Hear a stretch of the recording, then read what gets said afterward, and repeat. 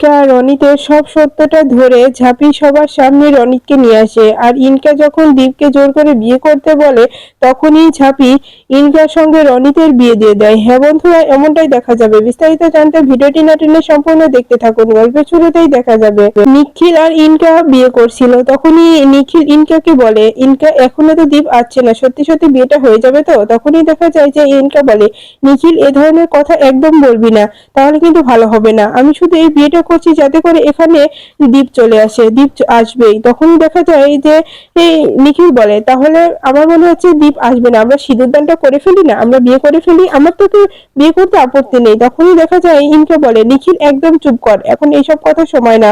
তখনই দেখা যায় সেখানে দীপ চলে আসে আর সবার সামনে বলে ওঠে যে, ইনকা তুমি একে বিয়ে করতে পারো না, তুমি এই অমানুষটাকে কি করে বিয়ে করছো, তুমি ওই মানুষটাকে বিয়ে করতে পারবে না। এই বলে নিখিলের কলারটা ধরে বাইরে নিয়ে আসে দীপ আর বলে, তোর এত বড় সাহস, তুই ইনকাকে বিয়ে করতে এসেছিস? একটা লম্পট তুই, তুই নিজের জালে ইনকাকে ফাঁসিয়েছিস। আমি তোর সঙ্গে ইনকার বিয়ে কখনোই হতে দেবো না, তোর মতো একটা অমানুষের সঙ্গে আমি ইনকার বিয়ে কিছুতেই না।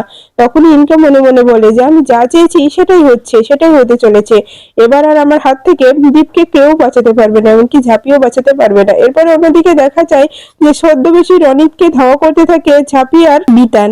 বিতান ঝাঁপিকে বলে যে, ঝাঁপি দিয়ে তুই কি পারবি ওকে ধরতে? তখনই ঝাঁপি বলে, ওকে তো ধরতেই হবে, না হলে তো হাত থেকে সব প্রমাণ নষ্ট হয়ে যাবে, সেটা আমি কিছুতেই হতে দেবো না। বিতান, তুই একটু চেষ্টা কর, আমার সঙ্গে থাক, দেখবি আমরা ঠিক পারবো। এরপরে দেখা যায় যে ইনকার বিয়ের মণ্ডপে ছদ্মবেশী রনিত ঢুকে পড়ে। তখন বিতান আর ঝাঁপি ভিতরে এসে ঝাঁপি বিতানকে বলে যে, বিতান এই মণ্ডপে ও লুকিয়ে আছে, ওকে ধরতে হবে, কিন্তু ওকে পালিয়ে যেতে দেওয়া যাবে না। তুই গেটের সাইডটা দেখ, আমি ভিতরটা দেখছি।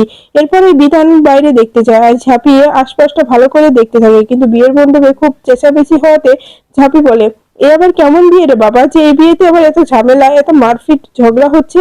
তখনই দেখা যায় যে ঝাঁপি দেখতে পায় যে দীপ মারপিট করছে। তখনই নিখিল, তুই ইনকাকে বিয়ে করতে পারিস না, তোর মতো একটা লম্পট ছেলের সঙ্গে আমি ইনকার বিয়ে কিছুতেই হতে দেবো না। এই সবকিছু ঝাঁপি দেখে ভাবে, এই যে এই শাকচুন্নিটার বিয়ের জন্য ও তাড়াহুড়ো করে সকালে বাড়ি থেকে বের হয়েছে, এখানে কি হতে চলেছে, এই শাকচুন্নিটা যে কি প্ল্যান করেছে আমি তো কিছুই বুঝতে পারছি না। শাকচুন্নিটা দেখছি বিয়ের মণ্ডপে বিয়ে সেজে গুজে বসে আছে, তাহলে কি দীপকে বাধ্য করবে ওকে বিয়ে করার জন্য? আমাকে দেখতে হবে। এরপরে দেখা যায় যে যখনই নিখিল আর দীপের মধ্যে খুব ঝগড়া বেঁধে যায়, তখনই মাঝখানে আসে ইনকা আর বলে, নিখিল ওকে কিচ্ছু বলবি না, ওকে কিন্তু তুই এভাবে অপমান করতে পারিস না, ও ভালো বন্ধু, তুই খুব ভালো করে জানিস ওর সঙ্গে আমার কি সম্পর্ক ছিল। তখনই নিখিল বলে, ও এখন বিয়ে করবি আমাকে, আবার ভালোবাসবি ওকে? আমি তোকে বিয়ে করতে পারবো না, আমি তোকে কিছুতেই বিয়ে করবো না। ইনকা তুই এখানে থাক, আমি এখান থেকে চলে গেলাম। এরপরে দেখা যায় নিখিল চলে যায়। তখনই সবাই দীপকেই দোষী বলে, বিয়ের মণ্ডপে যারা ছিল তারা সবাই বলে যে, আপনি বরকে তাড়িয়েছেন, আপনাকে এই বিয়েটা করতে হবে, না হলে মেয়েটার জীবন নষ্ট হয়ে যাবে, মেয়েটার লগ্নভ্রষ্ট হবে, এটা কিছুতেই হতে পারে না। তখনই ইনকার মা বলে, হ্যাঁ দীপ, আমি চেয়েছিলাম তুমি আসতে, কিন্তু তুমি আগে আসলে না কেন? তুমি এমন সময় আসলে যে মেয়েটা আমার লগ্নভ্রষ্ট হচ্ছে, আমি এটা মেনে নিতে পারছি না, মেয়েটার তো জীবনটা নষ্ট হয়ে যাবে, এখন কি করা উচিত? তখনই দেখা যায় যে ইনকা বলে, মম তুমি একটু থামো, যে আমার বিয়েটা ভেঙে দিয়েছে, যে আমাকে লগ্নভ্রষ্ট করতে তাকে বিয়ে করতে হবে। দীপ, আজকে এই মণ্ডপে তোমাকেই আমার সিঁদুর পরিয়ে দিতে হবে, না হলে কিন্তু খুব খারাপ হয়ে যাবে। অন্যদিকে আবার ছদ্মবেশী রনিতকে ধরে ফেলে ঝাঁপি আর বলে, কোথায় পালাচ্ছিস?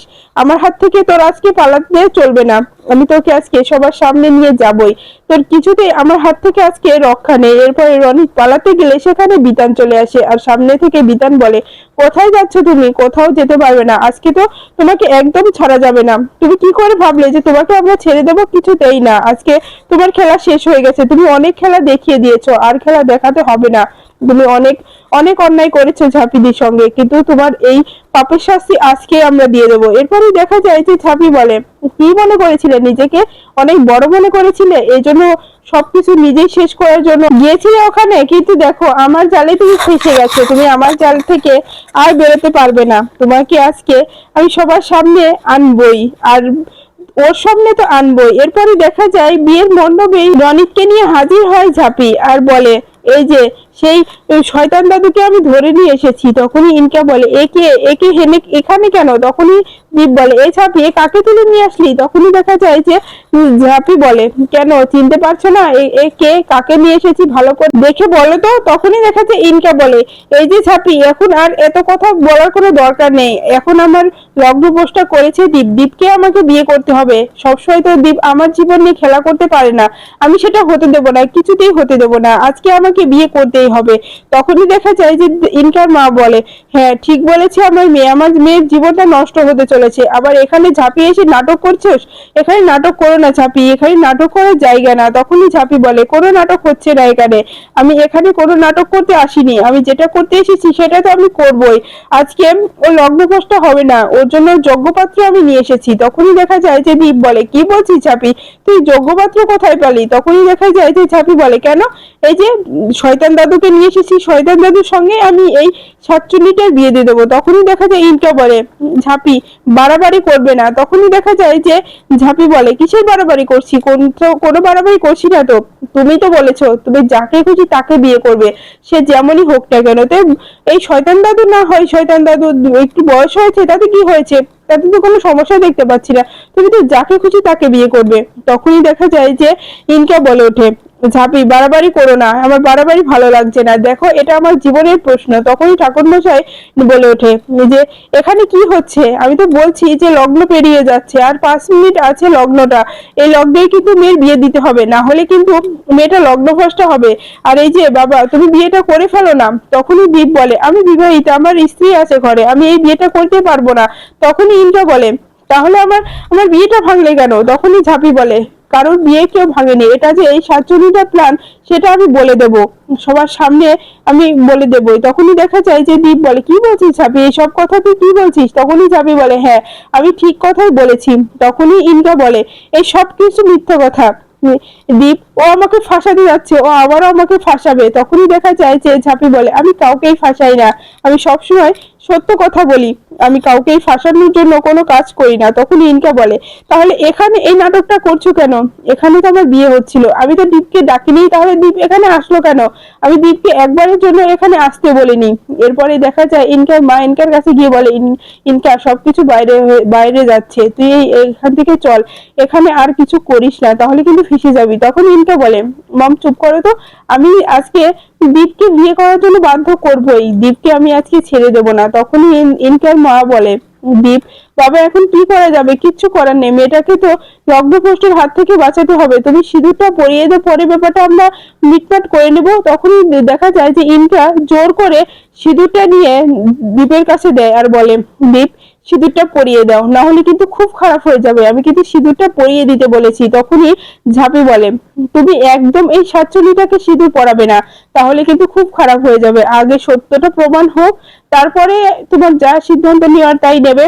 আমি জানি এই 47টাই সবকিছু করেছে, আমার কাছে সে প্রমাণও আছে। তখনই ইনকা বলে কি বলছো ঝাঁপি, তুমি এই অযথা আমাকে এভাবে দোষারোপ করতে পারো না। তখনই দীপ বলে কি বলছিস ঝাঁপি এসব? তখনই দেখা যায় যে ঝাঁপি বলে হ্যাঁ আমি সবকিছু প্রমাণ করে দেবো আজকে, যে এই সবকিছু এই 47টার অভিনয়। এরপর অন্যদিকে দেখা যায় যে দীপের মা খুব চিন্তা করে ঝাঁপির জন্য আর বলে যে ওই মেয়েটা বাইরে থাকলেই তো ভয়ের বিষয়, ও আবার কোথায় গেল, ও যতক্ষণ না বাইরে থাকে ততক্ষণ আমার চিন্তাটা বেড়ে যায়, আর যখন বাড়িতে আসে তখন আমার চিন্তাটা দূর হয়। এরপরে অন্যদিকে দেখা যায় যখন ওই শয়তান দাদুকে দীপ কাছে এসে বলে এই ঝাঁপি ওনাকে তো খুব চিনা চিনা লাগছে, তুই ওনাকে কোথায় পেলি? তখনই ঝাঁপি বলে ভালো করে দেখো তো ওকে চেনো নাকি, তোমার সব থেকে ভালো কাছের একজন মানুষ, দেখো তো আমি ওকে হাতে নাতে ধরে ফেলেছি আজকে। তখনই দেখা যায় যে দীপ বলে কিভাবে ধরলি? তখনই ঝাঁপি বলে ম্যাডামের কাছে যে নাম্বারটা দিয়ে এসেছিলাম না, ম্যাডাম সেই নাম্বারটা ট্যাগ করে ওর ঠিকানা আমাকে বলে দিয়েছিল, আমি সেই অনুযায়ী ওকে ধরে ফেলেছি, আমি আমার ক্লাবে ডেকে নিয়ে গিয়ে ওকে এমন ধোলাই দিয়েছি যে ও আর কিচ্ছু করতে পারবে না। আজকে ওকে সত্যটা বলতে হবে, নিজের মুখে বলতে হবে যে ও এই সব কিছু কেন করেছে, ও না হলে এখান থেকে আমি যেতে দেবো না। তখনই দীপ বলে কি বলছিস ঝাঁপি, তুই আমার কাছে একটু খোলাসা করে বল তো কি হয়েছে ব্যাপারটা, কিচ্ছু বুঝতে পারছি না আমি, এভাবে কিন্তু চুপ করে থাকিস না। তখনই দেখা যায় যে ঝাঁপি বলে আমি তো সবকিছু সত্যটা বলবো। তারপরে দেখা যায় ঝাঁপি রনিতের কাছে এগিয়ে যায় আর রনিতের মাথা থেকে আলগা চুলটা টেনে ছিঁড়ে দেয় আর বলে চিনতে পারছো এখন, এটা ওর ছদ্মবেশ, ও ছদ্মবেশ ধরে শয়তান দাদু সেজেছে, দেখো ও, দেখো তো ওকে চিনতে পারছো নাকি, তোমার সব থেকে কাছের বিজনেস পার্টনার রনিত। তখনই ইনকা খুব ভয় পেয়ে যায় আর বলে সবকিছু এভাবে শেষ হয়ে যাচ্ছে, এই ঝাঁপিকে যতটা দুর্বল ভেবেছিলাম ততটাও দুর্বল না, ওর সঙ্গে কখনোই আমি পেরে উঠি না। এরপরে রনিত কান্নায় ভেঙে পড়ে আর বলে এসব কিছু আমি ভুল করে ফেলেছি দীপ, তুই আমাকে ক্ষমা করে দে, তুই আমাকে ভুল বুঝিস না দীপ। তখনই দেখা যায় যে ইনকা বলে ওকে এক কোথা থেকে নিয়ে আসলো, তাহলে কি আজকে সবকিছু সত্যি প্রকাশ হয়ে যাবে, সব সত্য কথা দীপ জেনে যাবে? না না, এটা হতে পারে না, এটা এভাবে আমি হতে দেব না। এরপরেই দেখা যায় যে ঝাঁপি বলে এবার কি হলো বুঝতে পারছো তো, এই সবকিছু ওদের প্ল্যান। ও ও চেয়েছিল যে আমাকে বিয়ে করতে, সেদিন জাম্পোতা গ্রামে যে আমাদের জোর করে বিয়ে হয়েছিল, সেই গুন্ডাটা, সবকিছু আমি এখন বুঝে গেছি, আমি জেনে গেছি, মানে ওই ওখানে নিয়ে গিয়ে আমাকে বিয়ে করতে চেয়েছিল, কিন্তু ভাগ্যবশতে তুমি চলে গিয়েছিলে, তাই তোমার সঙ্গে আমার বিয়েটা হয়ে যায়। আর ও সেদিন থেকে আমার ক্ষতি করার জন্য এই শয়তান দাদু সে যে অনেকবার ক্ষতি করার চেষ্টা করেছে, আমি তোমাকে বলার চেষ্টাও করেছি কিন্তু তুমি সেটা বোঝো না। আজকে বুঝতে পারছো তো সবকিছু ওর অভিনয় ছিল। তখনই দেখা যায় রনিত বলে আমার ভুল হয়ে গেছে দীপ, তুই আমাকে ক্ষমা করে দে। তখনই দীপ বলে কিসের ক্ষমা, তোর কোনো ক্ষমা হয় না, তুই যে ভুল করেছিস তার জন্য কোনো ক্ষমা হয় না, তুই কোনো ক্ষমা পাবি না আমার কাছ থেকে। তোকে আমি কতটা বিশ্বাস করেছিলাম রনিত, আর তুই এই কাজটা কি করে করতে পারলি আমাদের সঙ্গে, তুই এটা করতে পারিস না। তখনই রনিত বলে আমার ভুল হয়ে গেছে, তুই এবারের মতো আমাকে ক্ষমা করে দে, আমি আর এরকম ভুল করবো না, আমি তো ঝাঁপিকে ভালোবেসে সবকিছু করেছি। তখনই দীপ বলে এবার চুপ কর, তুই আর ভালোবাসার দোহাই দিস না। তখনই দেখা যায় যে ঝাঁপি বলে আর একটা প্রমাণ আছে, এই সাতচল্লিটার বিয়েরও প্রমাণ আছে। তখনই নিখিলকে ধরে নিয়ে আসে ঝাঁপির সব মহিলা দল, তখনই ওখানে নিয়ে এসে তখনই নিখিল বলে যে আসলে এই সবকিছু আমি ইনকার জন্য করেছি, ইনকা আমাকে টাকা দিতে চেয়েছিল, আমি টাকার লোভে পড়ে এই সবকিছু করতে রাজি হয়েছি, আমি এই বিয়েটা ইচ্ছা করে করতে আসিনি, ইনকা আমাকে ফোন করে টাকা দিয়ে দিতে চেয়েছিল বলে আমি এখানে এসেছি। ইনকা আর আমার এই মার খাওয়াস না, আমার টাকা দিয়ে দে, আমি এখান থেকে চলে যাই, আমি এত মার খেতে পারবো না, কারণ আমাদের এই অভিনয়ে কোনো মার খাওয়া কিছু ছিল না, কিন্তু তুই আমাকে যতটা মার খাওয়ালি আমি তোর সঙ্গে আর এই অভিনয়টা করতে পারবো না, তুই টাকাটা দিয়ে দে। তখনই দেখা যায় দীপ বলে ইনকে এতটা নাটক আমার সঙ্গে করতে পারলে তুমি, তোমাকে আমি ছাড়বো না, কিছুতেই ছাড়বো না, তোমরা দুজন আমাকে কি ভাবো বলো তো, তুমি কতবার আমাকে আর এরকম সবার সামনে হ্যারেস করবে, আমি আর তোমাকে এরকমটা করতে দেব না। তখন ইনকা বলে সব মিথ্যে কথা, সব এই নিখিল মিথ্যে কথা বলছে, এখন এরকম কিছু হয়নি। তখনই ঝাঁপি বলে এই সাতচল্লিটা আর কিছু করতে পারবে না, কারণ সব প্রমাণ হয়ে গেছে, এখন আর কিছু প্রমাণ করার নেই, কারণ এই সাতচল্লিটা যা যা করতে চেয়েছে সবকিছু তোমাকে বিয়ে করার জন্যই করতে চেয়েছে। আমার কি মনে হয় বলো তো, এই শয়তান দাদু আর সাতচল্লির বিয়েটা এবার দিয়ে দেওয়াটাই ভালো হবে। তখনই দেখা যায় যে দীপ বলে কি বলছিস এসব? তখনই ঝাঁপি বলে কেন, ওদের বিয়ে হয়ে গেলে তো ক্ষতি কিছু নাই, আর ও তো লগ্নভ্রষ্টা হচ্ছে, লগ্নভ্রষ্টা আর হবে না, এই জন্য বলছি ওদের বিয়েটা দিয়ে দাও, তাহলে দেখবি সবকিছু ঠিক হয়ে যাবে, ও লগ্নভ্রষ্টা হলো না, আর এই শয়তান দাদুর সঙ্গে ও সংসার করলো সারাটি জীবন, তোমারও আর কোনো বিরক্ত করলো না, তুমি এটা করতে রাজি হয়ে যাও। তখনই দেখা যায় দীপ চুপ করে ভেবে বলে হ্যাঁ ঠিক বলেছিস ঝাঁপি, তাহলে ওদের বিয়েটা এবার দিয়ে দেওয়াটাই ভালো হবে। হ্যাঁ বন্ধুরা, এই ছিল আজকের আপডেট, ভিডিওটি কেমন লাগলো কমেন্টস করে জানাতে ভুলবেন না। পরবর্তী আপডেট পেতে চাইলে চ্যানেলটি সাবস্ক্রাইব করে পাশে থাকা বেল বাটনটি অন করে রাখুন। ধন্যবাদ।